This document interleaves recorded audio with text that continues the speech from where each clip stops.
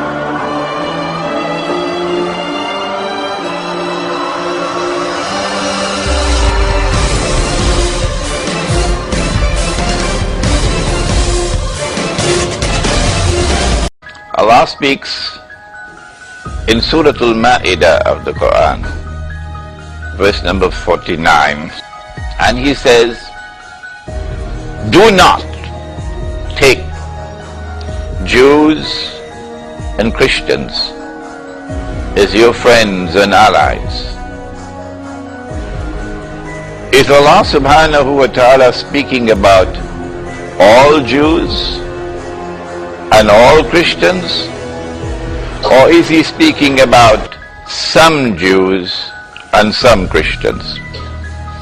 The Quran answers that question. There are many verses of the Quran which permit us to establish fraternal relations with Jews and Christians. A Muslim man can even marry a Christian woman. Yes, the Quran permits that. And so, very clearly, this verse of the Quran is speaking about some Jews and some Christians, and not all Jews and all Christians. Well then, which Jews and which Christians are those with whom it is prohibited for us to maintain friendly ties, to establish alliance, to be allies? The verse goes on to answer that question. Do not take such Jews and such Christians as your friends and allies who themselves are friends and allies of each other. Oh, but wait a minute. Jews and Christians were never friends of each other. Never in history. In fact, the Christians accused the Jews of having committed the ultimate crime, namely, killing God himself. That's the ultimate crime, to kill God himself. They crucified the Lord. And as a consequence, there was always animosity and hatred and hostility between Christians and Jews.